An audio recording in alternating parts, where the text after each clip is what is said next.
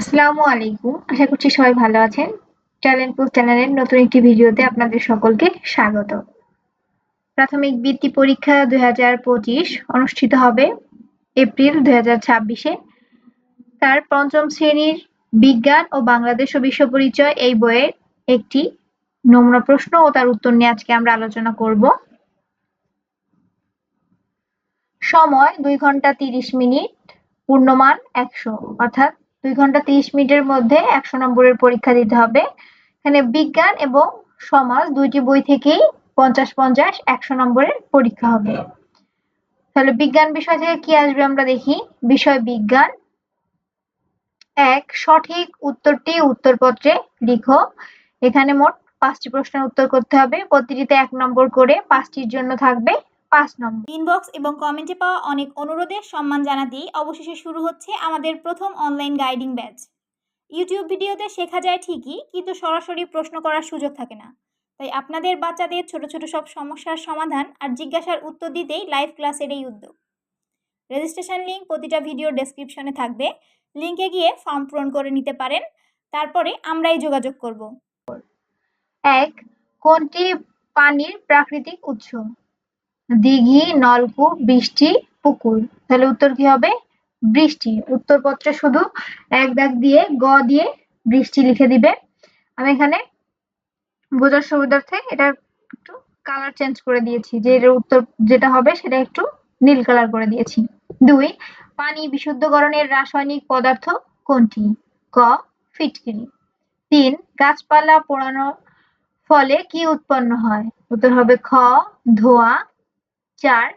কোনটির কারণে শ্বাসকষ্ট রোগ হয়? উত্তর হবে গ. বায়ু দূষণ। ৫. সাগর ও নদীর পানি বাষ্পীভূত হয়ে কিসে পরিণত হয়? উত্তর হবে ঘ. জলীয় বাষ্প।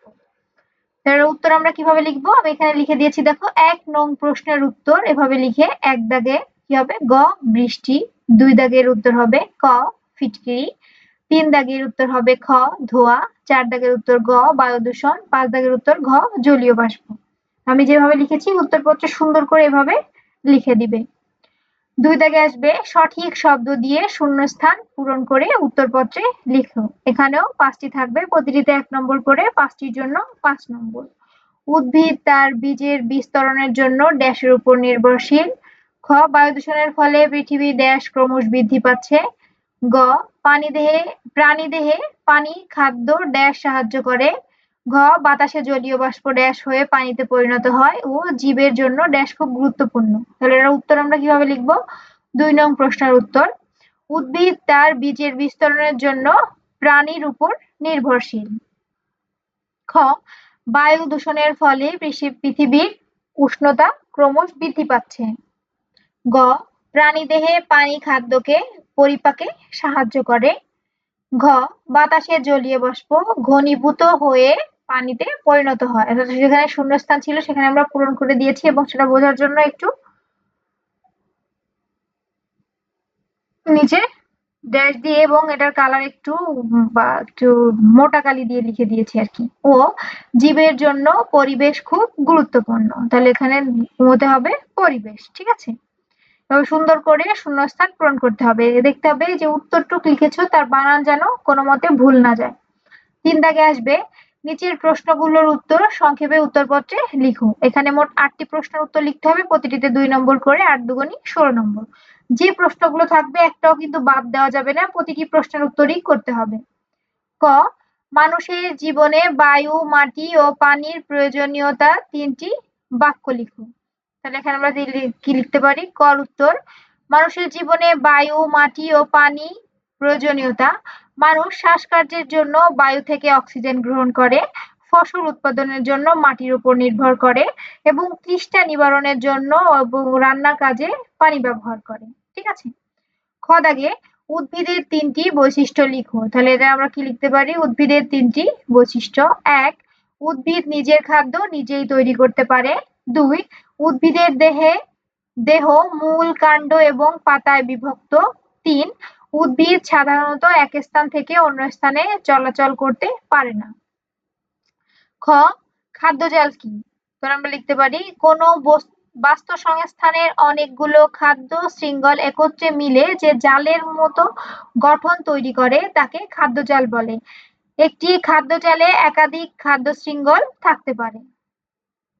ঘ, পরিবেশ দূষণের ৩টি কারণ লিখো। তো উত্তর আমরা কি লিখতে পারি? পরিবেশ দূষণের ৩টি কারণ। ১, কলকারখানার ধোঁয়া ও বজ্র পরিবেশে মেশা। ২, যত্রতত্র ময়লা আবর্জনা এবং প্লাস্টিক ফেলা। ৩, কৃষিকাজে অতিরিক্ত রাসায়নিক সার ও কীটনাশক ব্যবহার করা। ও, সমুদ্রের পানির উচ্চতা বৃদ্ধির কারণ। বায়ু দূষণের ফলে পৃথিবীর তাপমাত্রা ক্রমশ বৃদ্ধি পাচ্ছে। এর ফলে মেরু অঞ্চলের বরফ গলে যাচ্ছে এবং সেই অতিরিক্ত পানি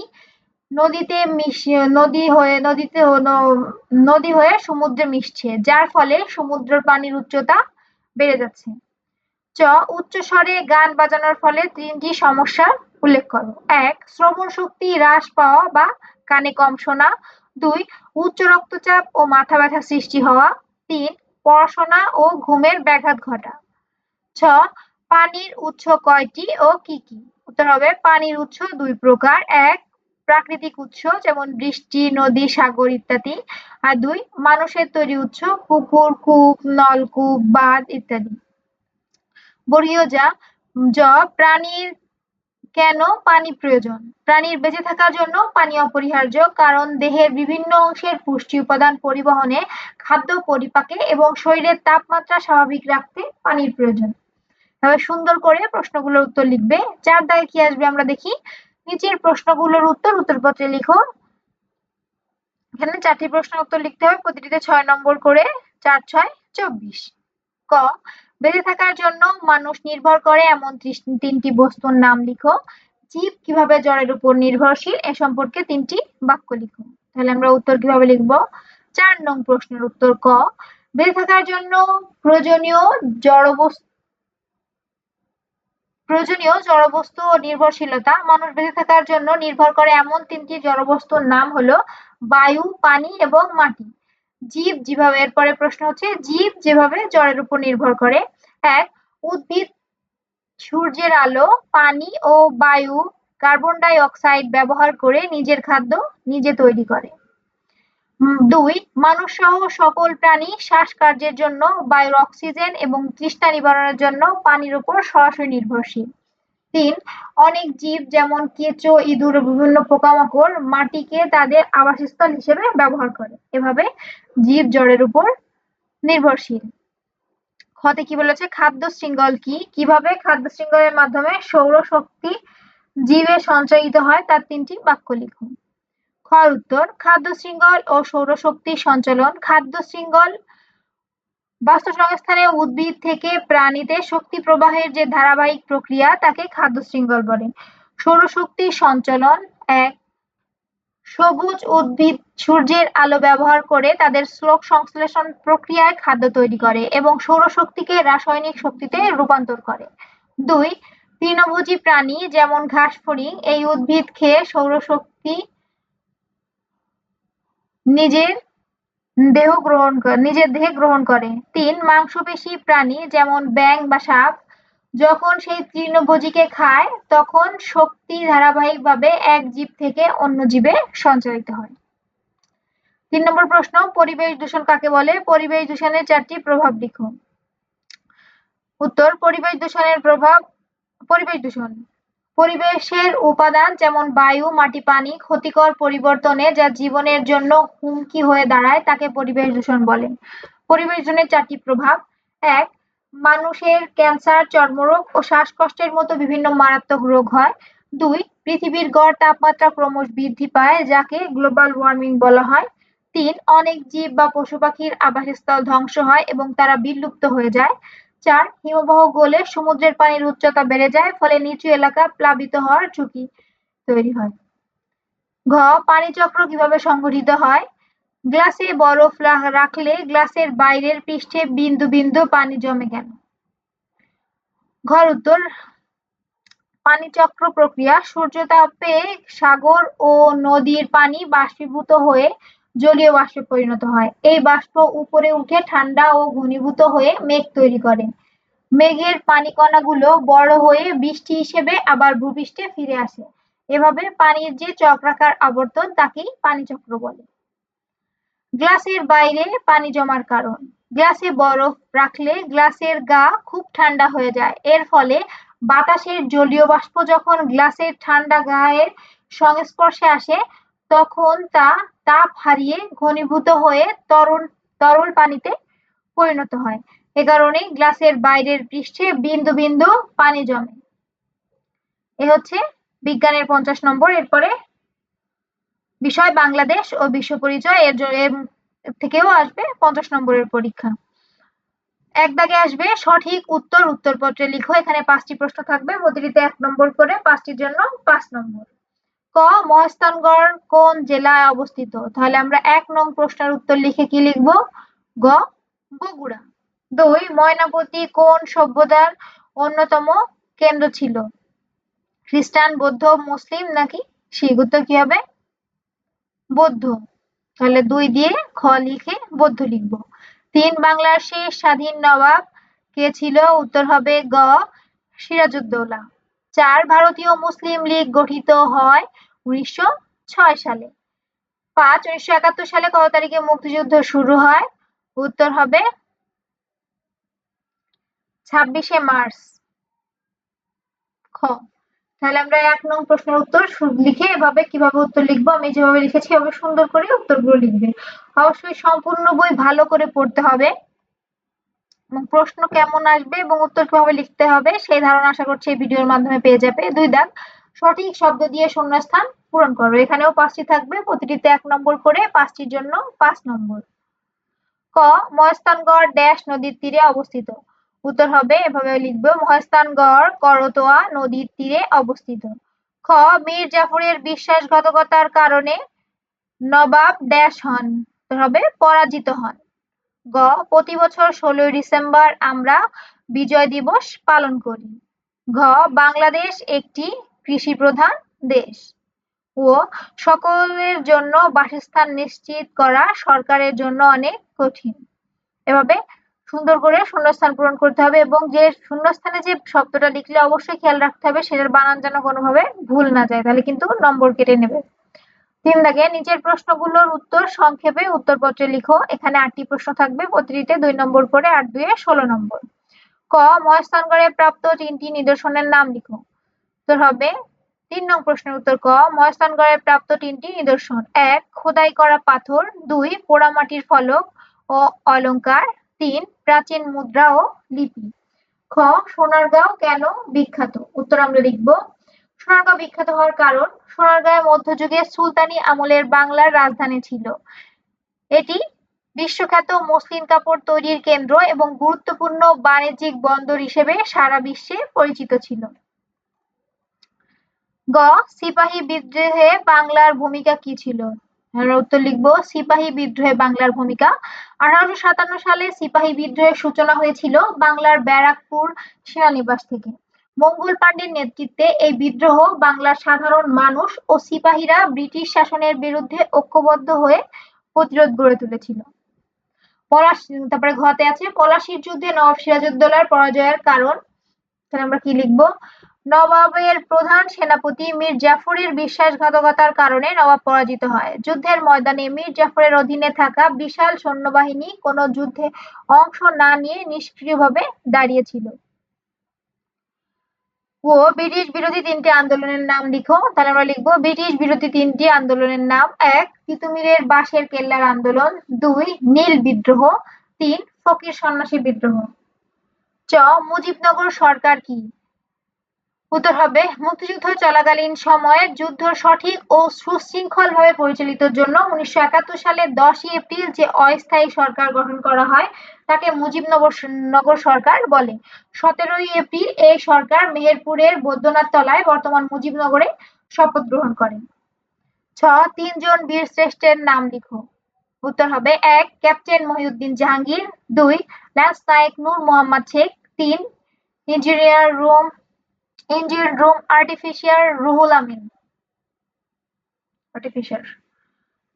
বর্গীয় জ পোশাক শিল্পের গুরুত্বপূর্ণ দিক। বাংলাদেশের অর্থনৈতিক পোশাক শিল্পে সবচেয়ে গুরুত্বপূর্ণ ভূমিকা পালন করে। এ শিল্পে লক্ষ লক্ষ নারী ও পুরুষ কর্মকর্তা রয়েছে এবং বাংলাদেশ এখান থেকে প্রচুর পরিমাণে বৈদেশিক মুদ্রা অর্জন করে এবং বিশ্বের অন্যতম প্রধান পোশাক রপ্তানিকারক দেশে পরিণত হয়েছে।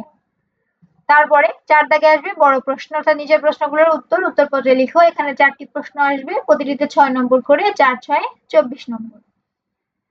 ক মৌর্য আমলে মহেস্থানগড় কি নামে পরিচিত ছিল? মহেস্থানগড় কোথায় অবস্থিত?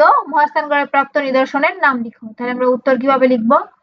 ৪ নং প্রশ্নের উত্তর ক মহেস্থানগড়ের নিদর্শন। মৌর্য আমলের মহেস্থানগড় পুণ্ড্রনগর নামে পরিচিত ছিল।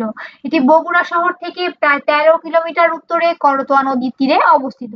মহেস্থানগড়ের প্রাপ্ত নিদর্শনগুলো হলো: ১ খোদাই করা পাথর ও লিপি, পোড়ামাটির ফলক, অলংকার ও ভাস্কর্য, শিলালিপি, প্রাচীন মুদ্রা এবং মাটির তৈরি বিভিন্ন পাত্র, প্রাচীন আমলে ধ্বংসপ্রাপ্ত মন্দির ও প্রাসাদের ভিত্তি। খ সিপাহী বিদ্রোহ কত সালে সংঘটিত হয়? কার নেতৃত্বে সেটি সংঘটিত হয়েছিল? সিপাহী বিদ্রোহের কারণগুলো লিখো। তাহলে আমরা লিখবো সিপাহী বিদ্রোহ ও এর কারণ। সিপাহী বিদ্রোহ 1857 সালে সংঘটিত হয়। এই বিদ্রোহের সূচনা হয়েছিল ব্যারাকপুরের মঙ্গল পাণ্ডের নেতৃত্বে। সিপাহী বিদ্রোহের কারণগুলো হলো: ১ সেনাবাহিনীতে সিপাহীদের মধ্যে ভারতীয় ও ব্রিটিশদের মধ্যে চরম বৈষম্য। ২ কামান ও বন্দুকের কার্তুজে গরু ও শূকরের চর্বি ব্যবহার করার গুজব, যা ধর্মীয় অনুভূতিকে আঘাত হানে। ৩ ভারতের বাইরে সৈন্যদের কাজ করতে বাধ্য করা। ৪ সিপাহীদের বেতন ও পদোন্নতির ক্ষেত্রে ব্রিটিশদের অন্যায্য নীতি। গ কখন মুক্তিবাহিনী গঠন করা হয়? মুক্তিবাহিনীর প্রধান সেনাপতি কে ছিলেন? মুক্তিবাহিনীকে কয়টি ব্রিগেড ফোর্সে ভাগ করা হয়েছিল তা লিখো।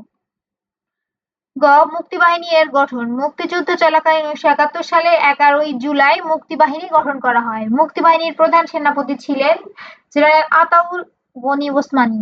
মুক্তিবাহিনীর ব্রিগেড ফোর্স মুক্তিযোদ্ধাকে আরও বেগবান করতে সমস্ত বাহিনীকে ৩টি ব্রিগেড ফোর্সে ভাগ করা হয়েছিল। সেগুলো হলো: ১ জেড ফোর্স মেজর জিয়াউর রহমানের নেতৃত্বে, কে ফোর্স মেজর খালেদ মোশাররফের নেতৃত্বে, ৩ S force major K M শফিউল্লাহর নেতৃত্বে।